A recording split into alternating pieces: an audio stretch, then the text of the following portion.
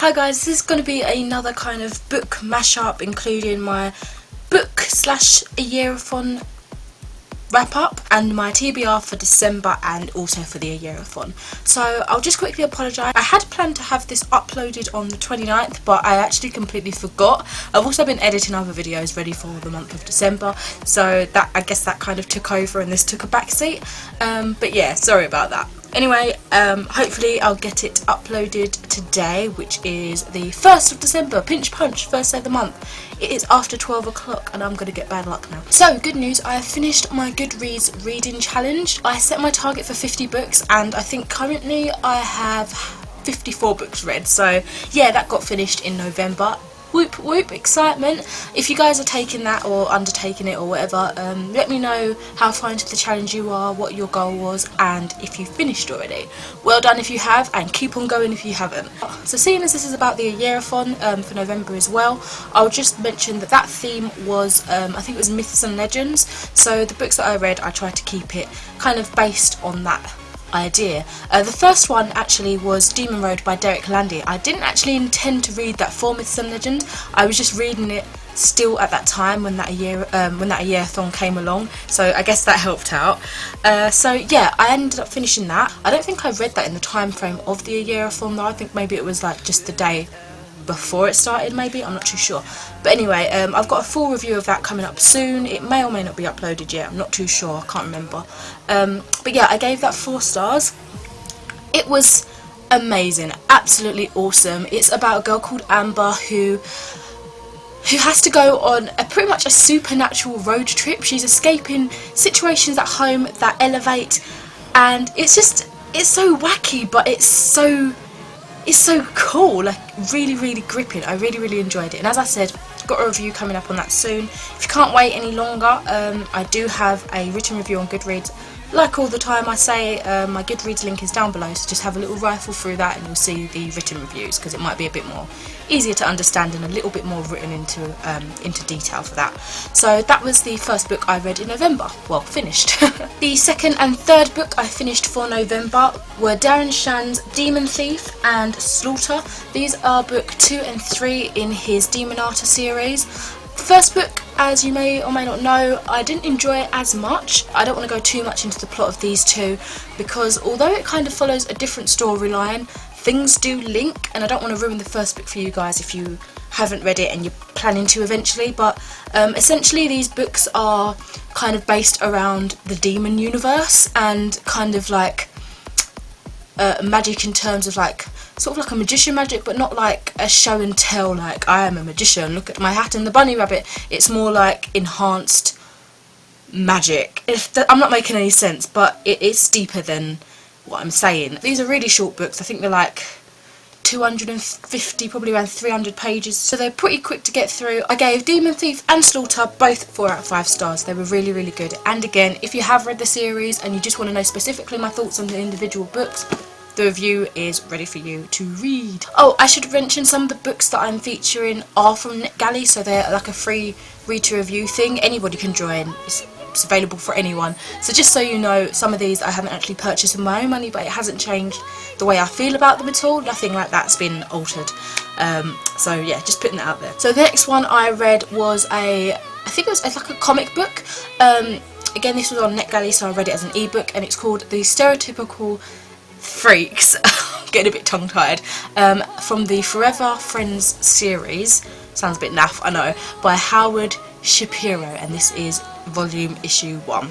I gave this 3.5 stars out of 5 stars, and surprisingly I enjoyed it way more than I was expecting. It was just like a really refreshing slice of life story, and I'm not usually into those kind of things, but this one just, especially near the middle section, it took on a new meaning, and I was like, whoa, this is like deeper than I thought.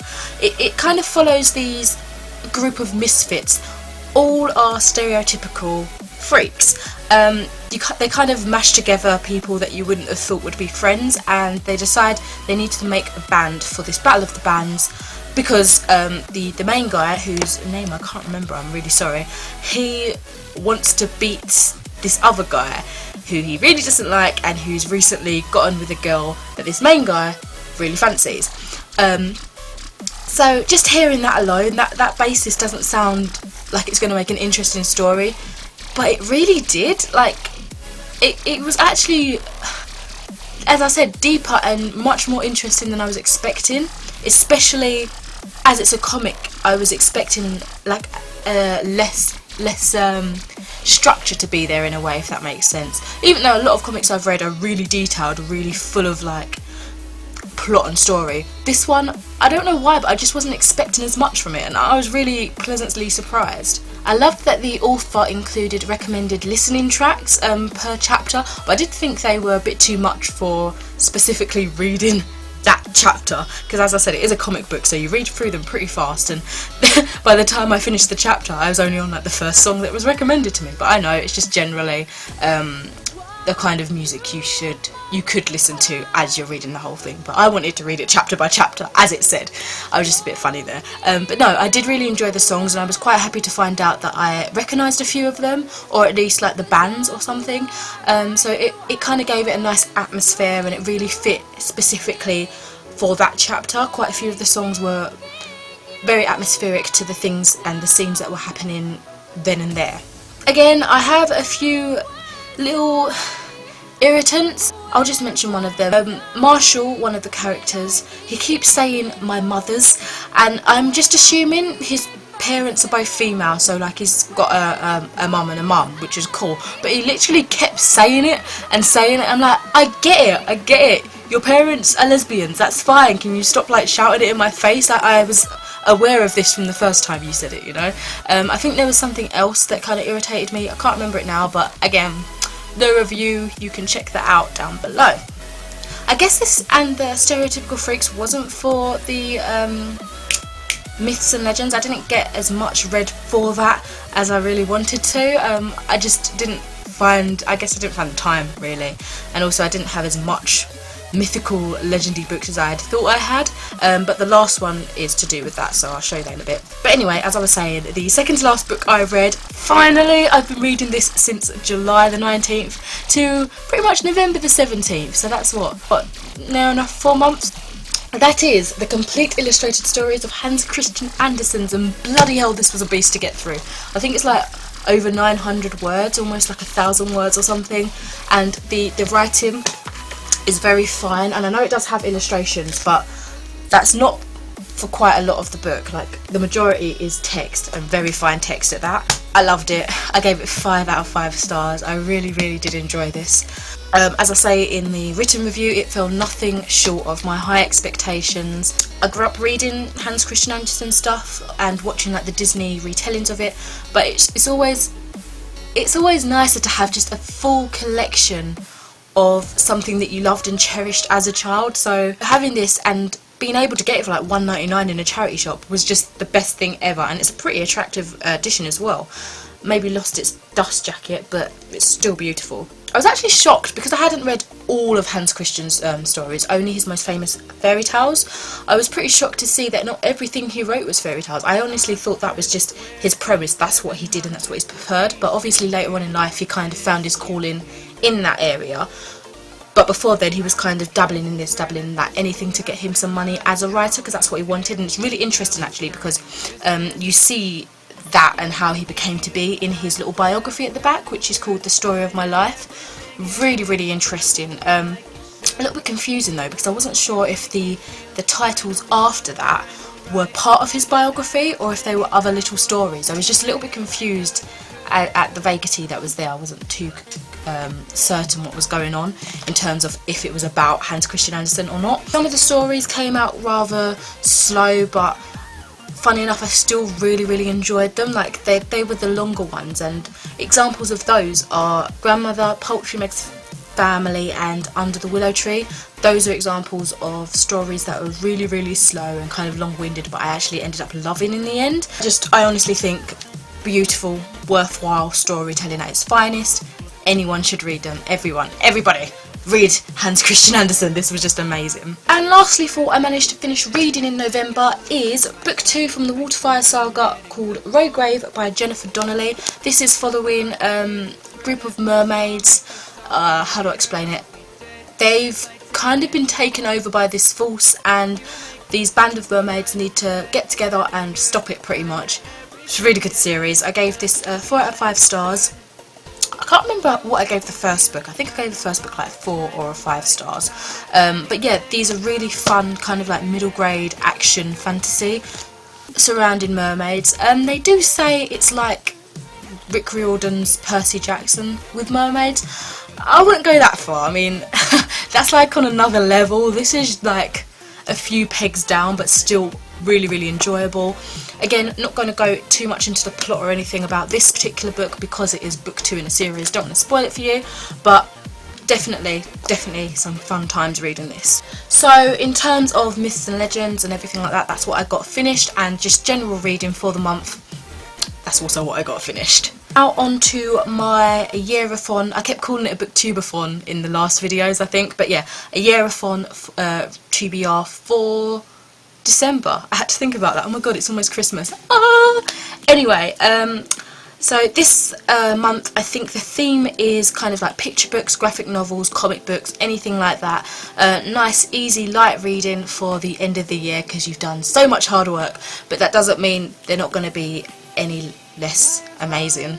Couldn't structure that sentence. Here's what I just plan to read for just generally the rest of the month. Like finishing some books that I had started, and also something theme specific. Just to kickstart this section off, I would like to finish Percy Jackson and the Greek Heroes by Rick Riordan.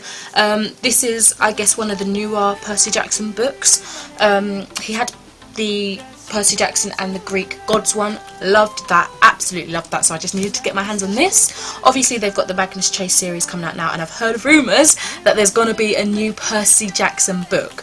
It might not be about Percy Jackson, I've heard. I think it's about Apollo when he comes down as a teenager, but it's in Percy's world, and I think they're going to have some encounters, so I'm really excited about that. I don't know when that's coming out. I think it's coming out 2016, so spread the word. But yeah, I would like to finish this off. I am on page 375, so I mean, I haven't got too far to go, maybe. Probably about 2/3 of the way in, a little over that, so yeah, really enjoying it so far. It's just I think 12 stories of famous Greek heroes, pretty much, told by our wonderful Percy Jackson. Really amazing so far. Also, I'd like to get started this very dusty book. This is Folklore, Myths and Legends of Britain by Reader's Digest.